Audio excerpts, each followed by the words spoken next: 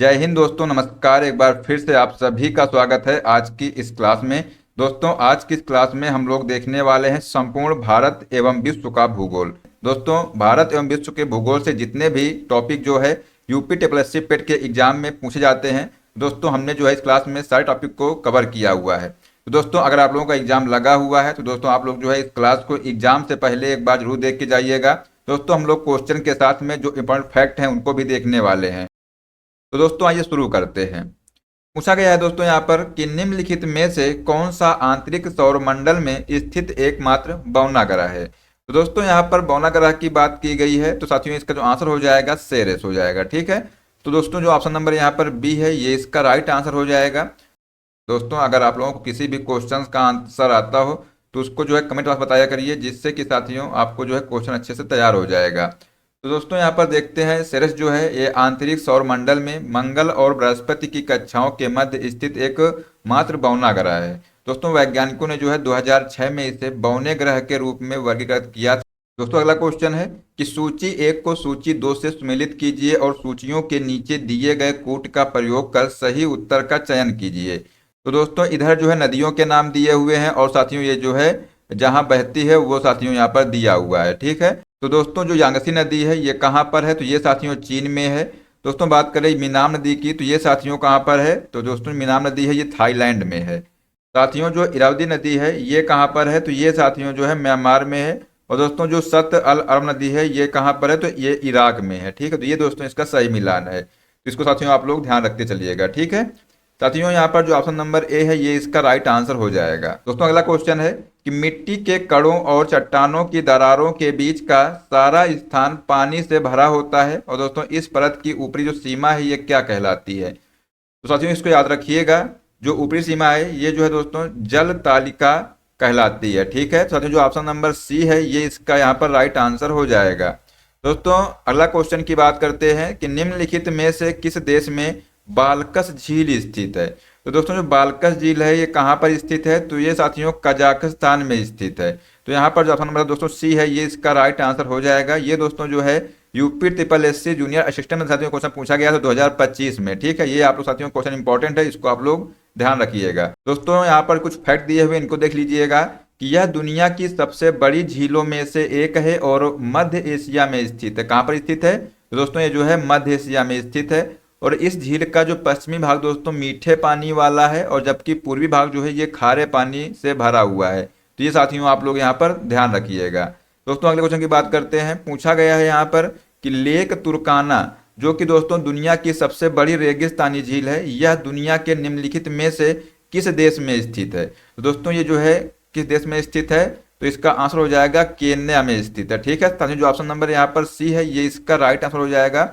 दोस्तों जो क्वेश्चन है ये यूपी ट्रिपल एस सी पेट 2023 में साथियों फर्स्ट में क्वेश्चन पूछा गया था। ठीक है, दोस्तों अगला क्वेश्चन है कि निम्नलिखित में से किस रेगिस्तान में 250 मीटर तक ऊंचे बड़े रेत के टीले हैं और पृथ्वी पर रेतीले रेगिस्तान का सबसे बड़ा सन्निहित क्षेत्र है। तो दोस्तों यहाँ पर आंसर हो जाएगा रब अल खली रेगिस्तान। ठीक है, साथियों जो ऑप्शन नंबर यहाँ पर डी है ये इसका राइट आंसर हो जाएगा।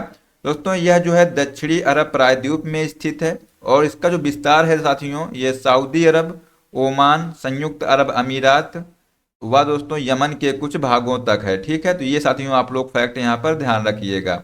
दोस्तों अगले क्वेश्चन की बात करते हैं।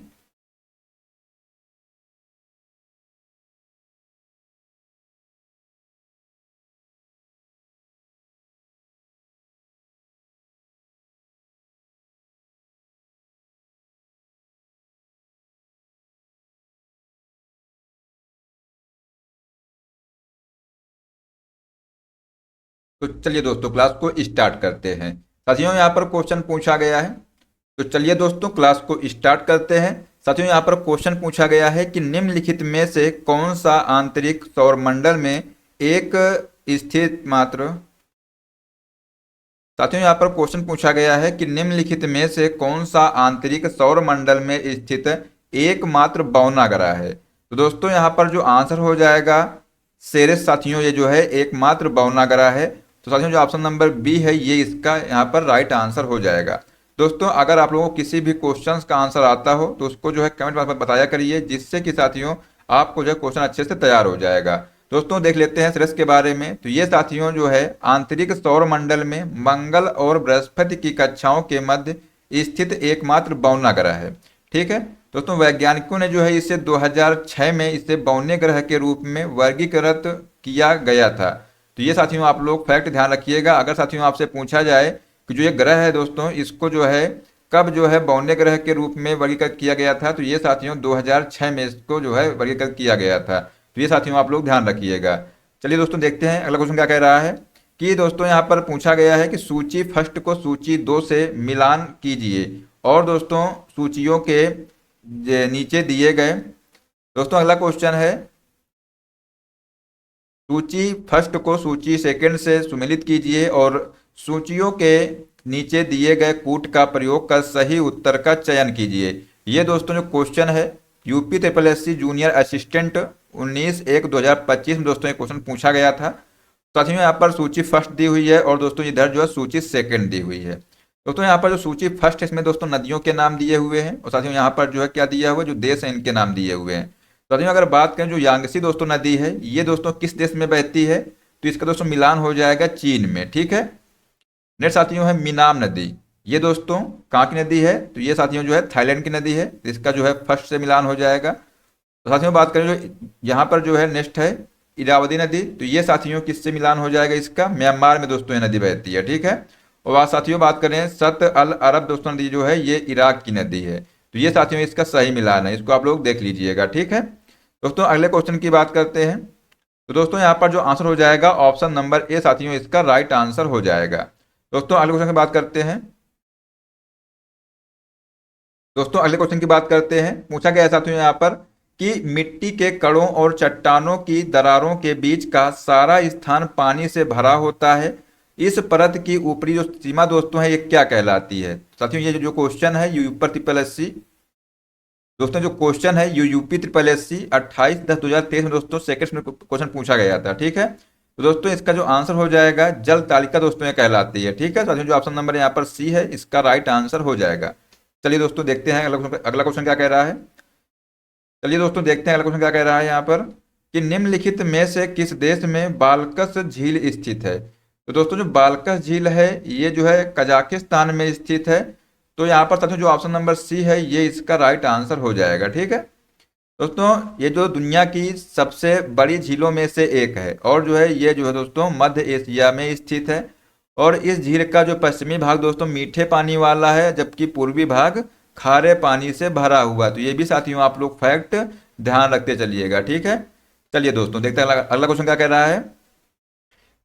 चलिए दोस्तों देखते हैं अगला क्वेश्चन क्या कह रहा है कि लेक तुर्काना दुनिया की सबसे बड़ी रेगिस्तानी झील है। यह दुनिया के निम्नलिखित में से किस देश में स्थित है। तो दोस्तों इसको याद रखिएगा, ये जो लेक तुर्काना दोस्तों झील है ये जो है दोस्तों केन्या में स्थित है। कहाँ पर स्थित है, तो केन्या में। तो साथियों यहाँ पर जो ऑप्शन नंबर सी है ये इसका राइट आंसर हो जाएगा। चलिए दोस्तों नेक्स्ट क्वेश्चन देखते हैं क्या है यहाँ पर।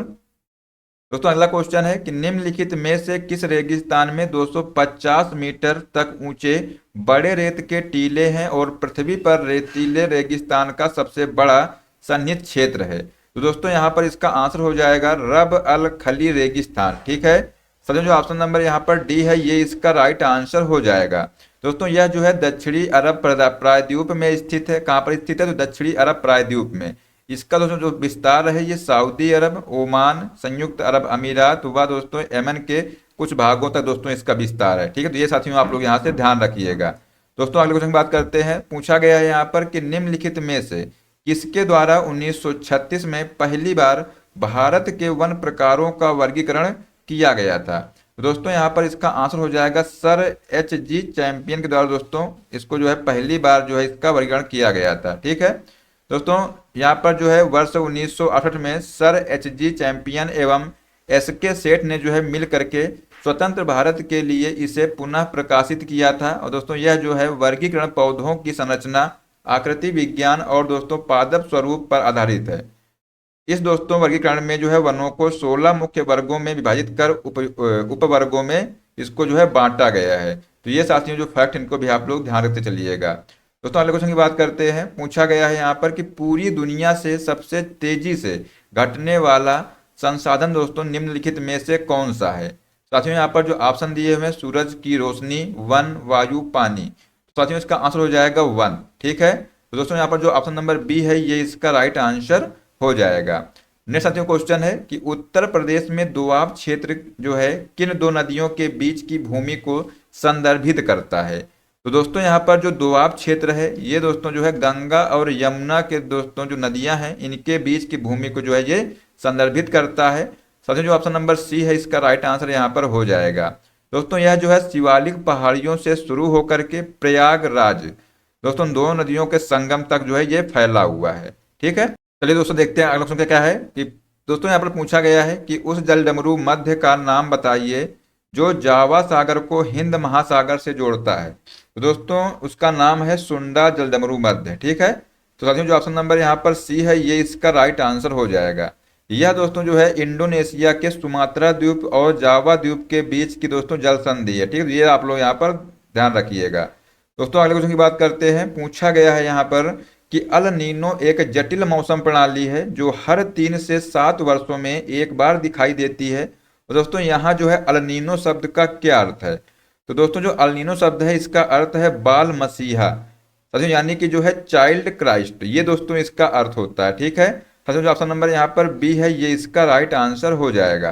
दोस्तों यह जो है स्पेनिश भाषा का शब्द है। ठीक है, अल नीनो साथियों जो है ये समुद्री गर्म जलधारा है जो पूर्वी उष्णकटिबंधीय प्रशांत महासागर में दोस्तों सतही जल के असामान्य रूप से जो है तापन की स्थिति को दर्शाता है। दोस्तों यह जो घटना है ला नीना की तुलना से अधिक बार होती है। दोस्तों ऊपरी दोआब को दोस्तों मेरठ में है और साथियों जो मध्य दोआब है ये कहाँ पर है तो आगरा में है। साथ में बात करें जो निचला दोआब दोस्तों है ये कहाँ है तो इलाहाबाद में है। ठीक है, तो जो गंगा यमुना के दोआब क्षेत्र को उत्तर प्रदेश में सबसे उपजाऊ क्षेत्र माना जाता है। तो ये भी साथियों आप लोग ध्यान रखिएगा। चलिए दोस्तों देखते हैं अगला क्वेश्चन क्या है। साथियों यहाँ पर पूछा गया है कि उत्तर प्रदेश की कौन सी नदी भगवान राम की कथा से जुड़ी है और जो है अयोध्या शहर से होकर बहती है। तो दोस्तों उत्तर प्रदेश जो है यहाँ पर जो सरयू नदी है साथियों ये जो है इसका राइट आंसर हो जाएगा। साथियों यहाँ पर जो ऑप्शन नंबर सी है इसका करेक्ट आंसर आप लोग ध्यान रखिएगा। दोस्तों रामायण के अनुसार जो है सरयू नदी साथियों अयोध्या शहर के पास से होकर गुजरती है।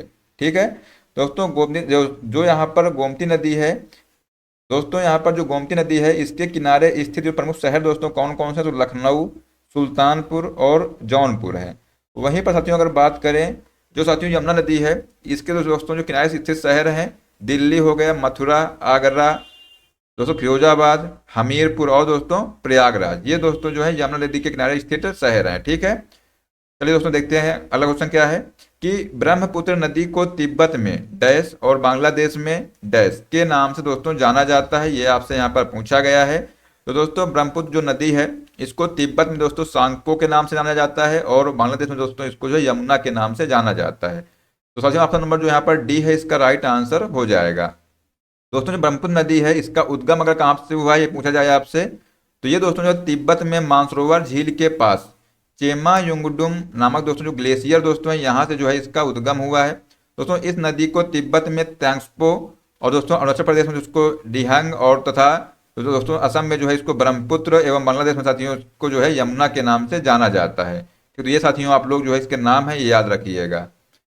दोस्तों नेक्स्ट क्वेश्चन है कि निम्नलिखित में से किस नदी को विनाशक बाढ़ के कारण बिहार का शोक भी कहा जाता है। तो दोस्तों यहाँ पर जो आंसर हो जाएगा कोसी नदी। ठीक है, तो साथियों यहाँ पर जो डी ऑप्शन है ये इसका करेक्ट आंसर आप लोग ध्यान रखिएगा। दोस्तों नेक्स्ट क्वेश्चन है कि नदियों को उनके उद्गम स्थल से सुमेलित कीजिए। तो यहाँ पर दोस्तों कॉलम ए दिया है, इधर जो है कॉलम बी दिया है। तो दोस्तों ये जो नदियाँ का नाम इधर दिया हुआ है और ये जो है इधर जो उद्गम स्थल इनके नाम दिया हुआ है। साथियों जो भिलांगना है इसका जो दोस्तों उद्गम स्थल है ये है खतलिंग। ये साथियों ये जो डी है ये इसका उद्गम स्थल है। साथियों जो मंदाकिनी दोस्तों है अगर मंदाकिनी की बात करें दोस्तों तो ये जो है दोस्तों केदारनाथ से निकलती है। और साथियों जो सरस्वती नदी है ये कहाँ से निकलती है तो ये दोस्तों देवताल से निकलती है। दोस्तों अगर बात करें अलकनंदा नदी की तो ये साथियों कहाँ से निकलती है तो ये दोस्तों जो सतोपंथ ग्लेशियर से निकलती है। ठीक है, और साथियों जो रामगंगा नदी है ये कहाँ से निकलती है तो ये दोस्तों जो है दूधा तोरी से साथियों निकलती है। ये साथियों इसका सही मिलान हो जाएगा, तो इसको दोस्तों आप लोग याद रखिएगा। चलिए दोस्तों देखते हैं क्वेश्चन क्या कह रहा है निम्नलिखित में से कौन सी नदी ऐतिहासिक रूप से कर्नाटक के दक्षिण में बंटवाल नदी के रूप में दोस्तों जानी जाती है? तो दोस्तों ये जो क्वेश्चन है यूपी ट्रिपल एस सी पेट में दोस्तों क्वेश्चन पूछा गया था 2023 में सेकेंड शिफ्ट में। ठीक है, ये साथियों यहाँ पर आप लोग देख लीजिएगा। तो दोस्तों इसका जो आंसर हो जाएगा नेत्रावती साथियों जो नदी है ये जो है दोस्तों ये कर्नाटक के दक्षिण में बंटवाल नदी के रूप में दोस्तों ये जानी जाती है। ठीक है दोस्तों, अगला क्वेश्चन क्या कह रहा है कि निम्नलिखित प्रसिद्ध भारतीय जलप्रपातों और उनसे जो है संबंधित राज्यों का मिलान करें। दोस्तों जो है जलप्रपातों को जो है उनके राज्यों से मिलान करना है। ठीक है, तो साथियों जो अगर बात करें मैगोड की, तो जो दोस्तों मैगोड जलप्रपात है इसका दोस्तों कहाँ से संबंध है? तो साथियों जो है कर्नाटक से संबंधित है। ठीक है, और दोस्तों जो नोह कालिकाई दोस्तों जो जलप्रपात है ये साथियों जो है मेघालय में है। तो साथियों जो मीन मुट्टी दोस्तों जलप्रपात है ये कहाँ पर है? तो ये साथियों जो केरल में है। ठीक है, तो साथियों जो बात करेंगे थलैयार की, तो ये साथियों कहाँ पर? तो ये साथियों जो है तमिलनाडु में है। ठीक है, तो ये साथियों इसका सही मिलान हो जाएगा। दोस्तों जो इसका आंसर हो जाएगा ऑप्शन नंबर दोस्तों सी है, इसका राइट आंसर यहाँ पर हो जाएगा। ठीक है दोस्तों, अगला क्वेश्चन क्या कह रहा है कि निम्नलिखित नदियों को उन राज्यों के आधार पर सम्मिलित करें जिनमें दोस्तों वे बहती हैं। तो दोस्तों यहाँ पर जो राज्यों के नाम दिए हुए हैं और दोस्तों जो है नदियों के नाम दिए हुए हैं। तो दोस्तों जो कामेंग नदी है ये दोस्तों कहाँ पर बहती है? तो ये साथियों जो है असम में बहती है। ठीक है, वहीं पर साथियों अगर बात की जाए बैतरणी दोस्तों नदी जो है ये कहाँ बहती है? साथियों ये जो है उड़ीसा में बहती है। और साथियों जो गिरना नदी है ये कहाँ बहती है? तो ये साथियों जो है महाराष्ट्र में बहती है। और साथियों जो हसदेव जो नदी है ये जो है छत्तीसगढ़ में बहती है। ठीक, तो ये दोस्तों इसका सही मिलान है। ठीक है दोस्तों, यहाँ पर जो आंसर हो जाएगा ऑप्शन नंबर सी जो है इसका राइट आंसर हो जाएगा। दोस्तों अगला जो क्वेश्चन पूछ रहा है यहाँ पर कि उत्तर प्रदेश के ललितपुर जिले में स्थित माता टीला बांध किस नदी पर बना है? तो ये साथियों यहाँ पर आपसे पूछा गया है। तो दोस्तों इसका जो आंसर हो जाएगा बेतवा नदी। ठीक है, तो साथियों यहाँ पर जो ऑप्शन नंबर सी है ये इसका राइट आंसर हो जाएगा। दोस्तों जो माता टीला बांध है इसका जो निर्माण की बात की जाए तो 1958 ईस्वी में दोस्तों इसका निर्माण दोस्तों मध्य प्रदेश सरकार की सहायता से किया गया था। दोस्तों इस परियोजना से जो है झांसी, जालौन, हमीरपुर और दोस्तों ग्वालियर दोस्तों आदि जो है जिले इससे लाभान्वित होते हैं। ठीक है दोस्तों, अगला क्वेश्चन क्या कह रहा है कि निम्नलिखित कथनों को पढ़ें। यहाँ पर साथियों जो कथन फर्स्ट दिया हुआ है कि पुष्कर झील अजमेर जिले में स्थित है, तो ये साथियों सही है। ठीक है, और जो सेकंड कथन है पुष्कर झील एक कृत्रिम झील है, तो ये भी दोस्तों सही है। ठीक है, साथियों यहाँ पर पूछा गया है कि उपरोक्त कथनों में से कौन सा कथन सही है?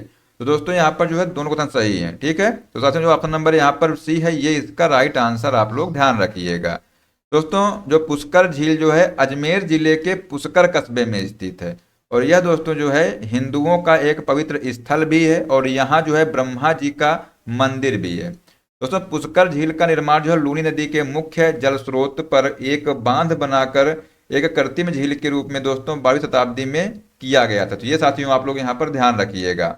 दोस्तों अगला क्वेश्चन है कि निम्नलिखित में से किसे तत्कालीन देहरादून में बीजापुर नहर के निर्माण का श्रेय दिया जाता है?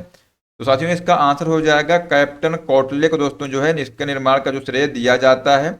लेकिन साथियों आप लोग याद रखिएगा कि इस जो नहर का जो निर्माण दोस्तों है कार्य जो है ये कैप्टन क्रिक के द्वारा दोस्तों ये जो है किया गया था। तो ये साथियों आप लोग ध्यान रखिएगा। दोस्तों इस नहर को जो है टोंस नदी से पानी मिलता है। तो साथियों ये भी जो पॉइंट है इसको भी आप लोग याद रखिएगा। ठीक है दोस्तों, अगला क्वेश्चन है कि कुछ स्थानों पर भूजल स्तर के नीचे कठोर चट्टानों की परतों के बीच जमा होता है, इसे दोस्तों किस नाम से जाना जाता है? तो ये साथियों जो है जलभृत के नाम से जाना जाता है। साथियों जो ऑप्शन नंबर सी है ये इसका राइट आंसर हो जाएगा। दोस्तों जो जलभृत तब बनते हैं जब वर्षा या बर्फ का जल जो है जमीन से रिसता है और नीचे की ओर प्रवाहित होता है। ठीक है दोस्तों, यह जो जल है ये चट्टान की परतों के छिद्रों और दरारों को भर देता है जिससे उसमें यह जल इकट्ठा हो जाता है और दोस्तों एक जलभृत का निर्माण करता है। ठीक है, तो ये साथियों आप लोग ध्यान रखिएगा। दोस्तों अगला क्वेश्चन है कि कौन से भारतीय राज्य अपने प्राकृतिक वातावरण और मौसमी फूलों के लिए प्रसिद्ध दजक घाटी के लिए जाने जाते हैं? साथियों यहाँ पर आंसर हो जाएगा नागालैंड और मणिपुर। ठीक है, तो दोस्तों यहाँ पर जो ए है ये इसका राइट आंसर हो जाएगा। दोस्तों अगला क्वेश्चन है कि भारत में स्थित उस पर्वतीय चोटी का नाम बताएं जिसे महान बर्फ के 5 खजाने के रूप में जाना जाता है। पांच खजाने, पांच भंडार, सोना, चांदी, रत्न, अनाज और भगवान की पवित्र पुस्तकों का प्रतिनिधित्व करते हैं। तो ये साथियों जो है कंचनजंगा साथियों इसका राइट आंसर हो जाएगा। साथियों जो ऑप्शन नंबर यहाँ पर डी है इसका राइट आंसर आप लोग याद रखिएगा। दोस्तों जो कंचनजंगा जो दोस्तों जो ये चोटी है कंचनजंगा, ये जो है भारत नेपाल सीमा पर कंचनजंगा पर्वत 8,586 मीटर दोस्तों ये ऊंचा पर्वत है। ठीक है, तो ये साथियों आप लोग यहाँ पर ध्यान रखिएगा। अगर साथियों आपसे पूछा जाए कि जो ये दोस्तों पर्वत है कंचनजंगा ये दोस्तों कहाँ पर है, तो ये साथियों जो है भारत और नेपाल की सीमा पर है। ठीक है, नेक्स्ट साथियों क्वेश्चन है कि हिमालय का कौन सा भाग नदियों द्वारा लाई गई असंगठित तलछट से बना है। तो ये दोस्तों जो शिवालिक श्रेणी दोस्तों इसका राइट आंसर यहाँ पर याद रखिएगा। दोस्तों यह जो है हिमालय की 3 श्रेणियों में सबसे दक्षिणी श्रेणी है। सिवाय दोस्तों ये पर्वत श्रृंखला हिमालय की सबसे बाहरी और नवीनतम पर्वत श्रृंखला है। इसे दोस्तों बाह्य हिमालय के नाम से भी जाना जाता है। ठीक है दोस्तों, अगला क्वेश्चन है कि निम्नलिखित में से कौन से पर्वत चोटी अंडमान और निकोबार द्वीप समूह के उत्तरी अंडमान क्षेत्र में स्थित है। तो दोस्तों ये जो है सैंडल पीक साथियों इसका राइट आंसर यहाँ पर हो जाएगा। दोस्तों जो अंडमान द्वीप समूह की एकमात्र नदी है कलपोंग नदी है। ठीक है साथियों, इस पर्वत की ढलानों से जो है ये आरंभ होती है। किस पर्वत की ढलानों से? तो ये साथियों जो सैंडल पीक है। ठीक है, ये आप लोग यहाँ पर ध्यान रखिएगा। दोस्तों अगला क्वेश्चन है कि निम्न कथनों में से कौन सा कथन सही है। साथियों यहाँ पर जो कथनों के नाम दिए हुए हैं और साथियों इसमें पूछा गया है कि कौन सा कथन यहाँ पर सही है। तो हिम रेखा को उस ऊंचाई के रूप में परिभाषित किया जाता है जिसके बाद भूमि स्थायी रूप से बर्फ से ढकी रहती है। नेक्स्ट साथियों है कि बुग्याल वृक्ष टिम्बर लाइन एवं हिम रेखा के बीच उगते हैं। तो दोस्तों यहाँ पर जो है कथन 1 और कथन 2 दोस्तों यहाँ पर दोनों सही है। ठीक है, तो साथियों जो ऑप्शन नंबर इसका सी है ये इसका राइट आंसर यहाँ पर हो जाएगा। दोस्तों अगला क्वेश्चन है कि उड़िया पठार भारत के निम्नलिखित में से किस राज्य में स्थित है। तो दोस्तों जो उड़िया पठार है ये भारत के जो है राजस्थान राज्य में स्थित है। तो साथियों जो आप यहाँ पर जो ए है इसका राइट आंसर हो जाएगा। दोस्तों उड़िया पठार है ये राज्य का सबसे ऊंचा पठार है और साथियों ये जो है राजस्थान राज्य के सिरोही जिले के माउंट आबू नामक स्थान पर स्थित है। तो ये साथियों आप लोग फैक्ट यहाँ पर ध्यान रखिएगा। दोस्तों अगला क्वेश्चन है कि मिलम ग्लेशियर भारत के निम्नलिखित में से किस राज्य में दोस्तों ये स्थित है। तो ये साथियों जो है उत्तराखंड राज्य में स्थित है। तो साथियों यहाँ पर जो ऑप्शन नंबर डी है ये इसका राइट आंसर हो जाएगा। दोस्तों जो मिलम ग्लेशियर है ये उत्तराखंड के पिथौरागढ़ जिले की मुनस्यारी तहसील में दोस्तों ये स्थित है और यह दोस्तों जो है कुमाऊं हिमालय का सबसे बड़ा ग्लेशियर है। तो ये भी साथियों आप लोग फैक्ट ध्यान रखिएगा। दोस्तों अगला क्वेश्चन है कि भारत का थार मरुस्थल विश्व का सबसे घनी आबादी वाला दोस्तों मरुस्थल है जिसकी संख्या जो है जिसकी जनसंख्या घनत्व दोस्तों कितनी है ये आपसे यहाँ पर पूछा गया है। साथियों जो इसका जनसंख्या घनत्व दोस्तों है ये 83 व्यक्ति प्रति वर्ग किलोमीटर साथियों इसका आंसर हो जाएगा। ठीक है, तो साथियों यहाँ पर जो ऑप्शन नंबर बी है इसका करेक्ट आंसर हो जाएगा। दोस्तों अगला क्वेश्चन है कि डैश वृक्ष की पत्तियां जानवरों के चारे के रूप में प्रयुक्त की जाती है। इसका रेशा रस्सी बनाने के लिए दोस्तों प्रयुक्त होता है और इसकी जो लकड़ी का ऊष्मीय मान अधिक होने के कारण इसका प्रयोग दोस्तों जलौनी लकड़ी के रूप में किया जाता है। दोस्तों इस वृक्ष का नाम क्या है ये यहाँ पर आपसे पूछा गया है। तो दोस्तों जो वृक्ष है इसका नाम है भींगल। तो साथियों यहाँ पर जो ऑप्शन नंबर सी है ये इसका राइट आंसर हो जाएगा। दोस्तों जो उत्तराखंड के पहाड़ी इलाकों में पाया जाने वाला भींगल दोस्तों एक औषधीय पेड़ है। इसे जो है स्थानीय भाषा में भिकुआ भी कहते हैं। क्या कहते हैं? भिकुआ कहते हैं। दोस्तों इसका जो वनस्पतिक नाम जो है ग्रेविया ऑप्टिवा है। दोस्तों पहाड़ का वंडर ट्री कहा जाने वाला भींगल का पेड़ दोस्तों काफी फायदेमंद है। इसके पेड़ की जो पत्तियां दोस्तों ग्रीष्म काल में भी हरी रहती हैं जो जानवरों के लिए चारे का काम करती हैं। ठीक है, ये साथियों आप लोग यहाँ पर ध्यान रखिएगा। दोस्तों नेक्स्ट क्वेश्चन है कि निम्न में से कौन सा उत्तराखंड का सबसे बड़ा बुग्याल है। तो दोस्तों जो बुग्याल दोस्तों है कौन सा है उत्तराखंड का सबसे बड़ा, तो इसका दोस्तों नाम है बेदिनी।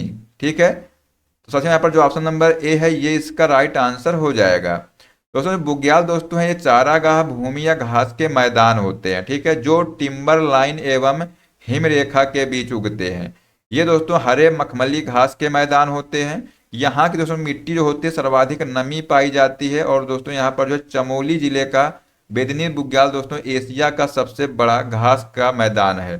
दोस्तों उत्तराखंड के जो अन्य बुग्याल हैं इनको भी आप लोग देख लीजिएगा। दोस्तों गुरसो, औली, हर की दून, ये दोस्तों जो है उत्तराखंड के अन्य बुग्याल हैं। और दोस्तों कौसानी, कुल कल्याणी, चौपाता घाटी और दोस्तों चोपता घाटी और दोस्तों जो है पंवाली कांठा, ये साथियों जो है उत्तराखंड के कुछ अन्य बुग्याल हैं, इनको भी आप लोग याद रखते चलिएगा। ठीक है दोस्तों, अगला क्वेश्चन है कि निम्नलिखित में से किसे भूरा कोयला भी कहा जाता है। तो दोस्तों यहाँ पर आंसर हो जाएगा लिग्नाइट को। साथियों जो क्वेश्चन है ये यूपी ट्रिपल एस सी पेट साथियों जो 2023 में ये सेकंड में क्वेश्चन पूछा गया था। ठीक है, तो साथियों इसका जो आंसर हो जाएगा ऑप्शन नंबर बी जो है इसका राइट आंसर यहाँ पर हो जाएगा। दोस्तों लिग्नाइट में जो है कार्बन की मात्रा लगभग 25 से 35% होती है। और दोस्तों जो है कोयला को 4 प्रमुख प्रकारों एंथ्रेसाइट, बिटुमिनस, लिग्नाइट तथा पीट साथियों इसमें जो है विभाजित किया गया है, जिसमें जो है दोस्तों सर्वोच्च प्रकार का कोयला एंथ्रेसाइट होता है। और साथियों भारत में छत्तीसगढ़, उड़ीसा, झारखंड व मध्य प्रदेश अग्रणी कोयला उत्पादक राज्य हैं। ये साथियों आप लोग यहाँ पर ध्यान रखिएगा।